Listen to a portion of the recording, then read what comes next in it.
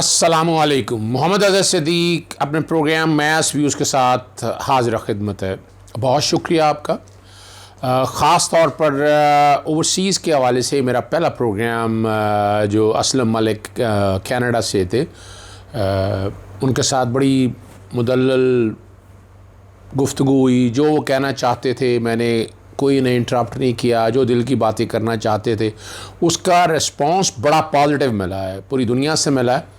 बहुत से दोस्त अहबाब ने कहा है, बहुत से व्यूअर्स ने कहा है, लेकिन वो मैंने ये या तो इस पर कि एक एक्सक्लूसिव सेशन शुरू किया जाएगा या वादा किया गया कम से कम हफ्ते में 2 प्रोग्राम जो है ना इस इशू के हवाले से। तो एक ओवरसीज़ के हवाले से कल प्रोग्राम ज़रूर करेंगे। देयर इज़ अ पॉसिबिलिटी शायद हमारे साथ दोस्त हांगकॉन्ग से हों या फिर दुबई से हों, ये मैं डिसाइड कर लूँगा।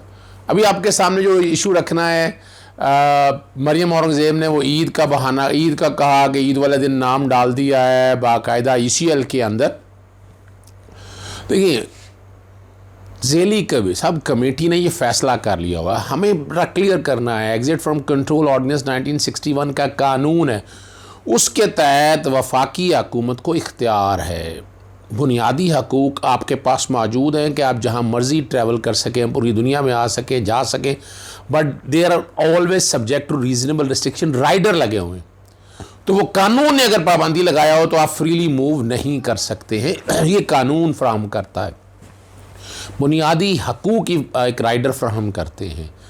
तो यहाँ आपको बताया था 2009 में शहबाज शरीफ का नाम ECL में था, लाहौर हाई कोर्ट में चैलेंज हुआ, लाहौर हाई कोर्ट ने उस रेफरेंस में या उन प्रोसीडिंग में नाम उनका ECL से निकाल दिया था। ये नई प्रोसीडिंग है और आपके सामने मौजूद है। फ़ैसला उन्होंने कर लिया है कि जनाब तौहीन अदालत दायर करेंगे। तौहीन अदालत है, तौहीन अदालत में क्या होना है, जब बात लॉजिकली करें। ब्लैक लिस्ट में आपकी बात थी, ब्लैक लिस्ट में नाम उन्होंने निकाल दिया आपका, और दूसरी PNI लिस्ट में उन्होंने कहा कि प्रोविजनली मौजूद है। और ब्लैक लिस्ट के ऑर्डर को जब आपने इंप्लीमेंट कराना था वो तो अभी तक मिला नहीं है। मिलने से मुराद है सर्विस नहीं होगा, सर्विस जनवरी में होगा, सर्विस मंडे को होगा। तो मंडे को जब होगा तो उस वक्त ECL में नाम आ चुका होगा। शेख रशीद साहब ने आज प्रेस कॉन्फ्रेंस यानी जो डिटेल्स फराहम की हैं वो आपके सामने रख देते हैं। जी, काबीना को भिजवाई गई समरी भी मौसूल नहीं हुई। काबीना से मंजूरी के बाद समरी पीर या मंगल को आ सकती है। यह ऐसा केस है जिसमें 14 मुलजमान पहले ही ECL में, केस में शहबाज शरीफ ख़ानदान के 5 मुलजमान पहले ही मफरूर हैं, एब्सकॉन्डर हैं। जरा ये ज़हन में रखिएगा जी। शहबाज शरीफ खुद नवाज शरीफ के ज़मानती हैं। शहबाज शरीफ बराह रास्त लंदन नहीं जा रहे थे। कतर में शहबाज शरीफ ने 15 दिन करंतना करना था। हमारे पास शहबाज शरीफ की कोई मेडिकल रिपोर्ट नहीं आई। समरी वापस आने के बाद वज़रा दाखिला दाखिला कानून फैसला करेंगे। पीर को कौम को पीर या मंगल तक इंतज़ार करना होगा। फैसला कानून के मुताबिक किया जाएगा।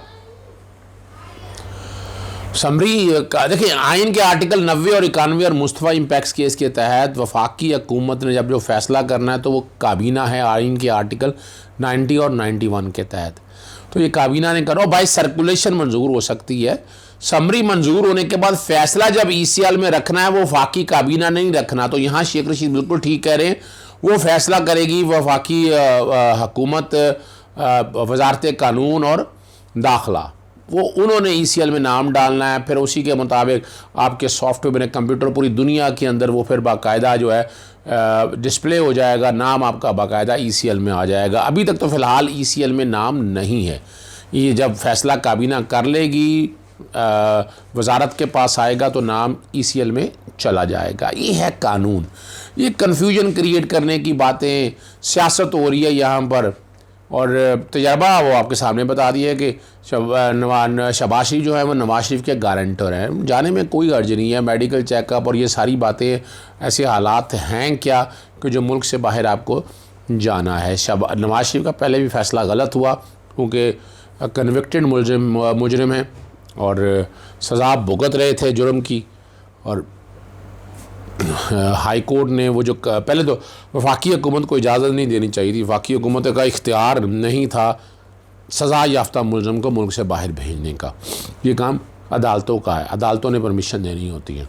अब इस केस के अंदर अगर आप देखें, शहबाज शरीफ अभी सज़ा याफ्ता नहीं है, तो वफाकी हुकूमत का इख्तियार हमेशा मौजूद है। वफाकी हुकूमत बाहर ले जाने का इजाज़त दे सकती है, वो सर्टन राइडर या कंडीशंस लगाती है, जैसे आपको हमें श्योरिटी और इस तरह की चीज़ें लगा सकती हैं।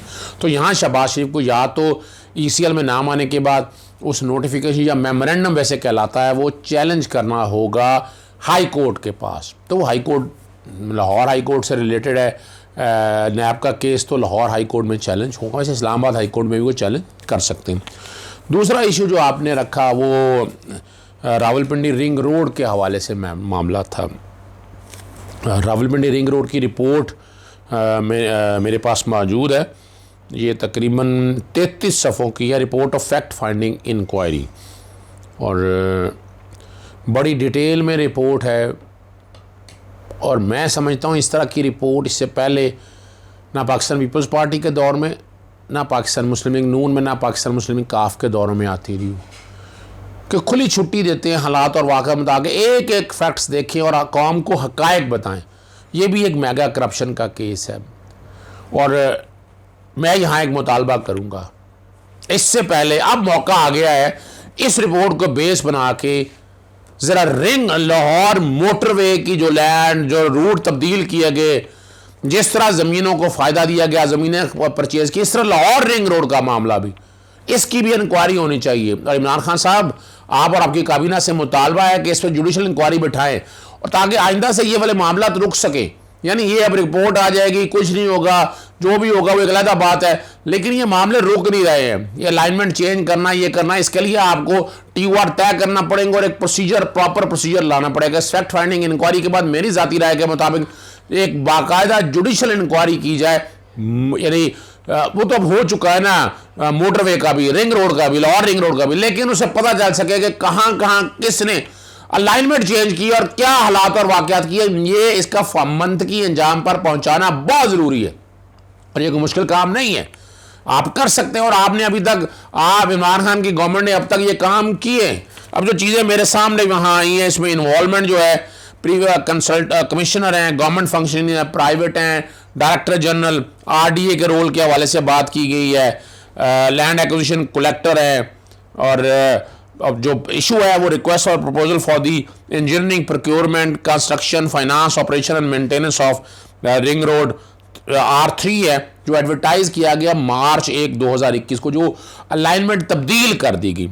ये नोटिफिकेशन है, नेस्पाक मैंने कंसल्टेंट था 2017 के अंदर, और जब ये गवर्नमेंट, यानी उन्हीं की गवर्नमेंट के दरमियान कुछ चीज़ें फाइनल हो चुकी, इससे ज़रूरी है कि पाकिस्तान पिछले नून लीग के दौर में क्या हुआ। बहरहाल इसमें ज़ेरक एक कंसल्टेंट अपॉइंट किया RDA ने, जो प्लानिंग की इन्होंने पैसा बनाने की, कमाने की। दो है जो रास्ता बढ़ा के अटकलू और पसवाल जिगजैग, जो M2 से बियॉन्ड था जी। प्रोजेक्ट डायरेक्टर है, जो वेरिएशन ऑर्डर किया। वेरिएशन ऑर्डर ये होता है कि थोड़ी बहुत तब्दील हो जाए, लेकिन इतना बड़ा तब्दील हो जाए तो प्रोजेक्ट ही सारा तब्दील कर दिया, और ये पेपरा रूल्स की खिलाफ वर्जी होगी। और यहाँ बाकायदा जो है 2020 में ड्राफ्ट फिजिबिलिटी रिपोर्ट इन्होंने दे दी ज़ेरक ने, और अप्रैल 2020 में फिर FWO ने अनसोलिसिटेड प्रपोजल दी।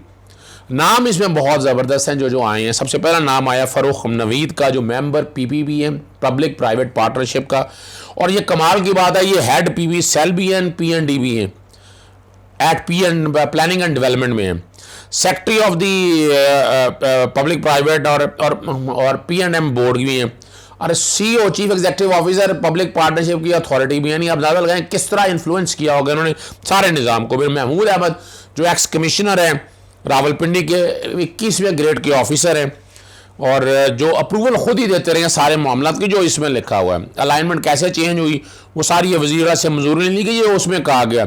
इश्तिहार भी खिलाफ वर्जी है कि जब मंजूरी नहीं ली, इश्तिहार कैसे दे दिया, सेक्शन 18 और सेक्शन 19 PP एक्ट 2019 की खिलाफ वर्जी है। अब चक्री से अटक जो लूप है उसके हवाले से बात की है, धोखाधड़ी से ये मंजूर कराया गया, ये भी जिक्र है इसमें, और PC1 जो मंजूर कराया ये गैर कानूनी है। और पैरा 22 के अंदर डिस्ट्रिक्ट अटक में मार्च 17 से अप्रैल 2020 तक तकरीबन 2.5 अरब रुपया तकसीम किया लैंड है, और ये महंगी ज़मीन पे जो खरीदी गई, और यहाँ जो आपके सामने बड़ा क्लियर है फिर पैरा 32 के अंदर एक्स कमिश्नर का लैंड एक्विजिशन कलेक्टर का रावलपिंडी डिवीजन के हवाले से जो पैसे दिए हैं, पैरा 36 और पैरा 37 के अंदर फिर वो तय कर दिया है पैरा 36 में और पेज 15 के ऊपर नैब की तफ्तीश कैसे करनी है। नाम जो आए हैं, महमूद अहमद साहब का कमिश्नर है, वसीम अली ताबिश है एक्स लैंड एक्विजिशन कलेक्टर हैं, अपना अब्दुल्ला हैं DPD हैं, PMU हैं, डॉक्टर सैयद तौकीर शाह BS21 के ऑफिसर।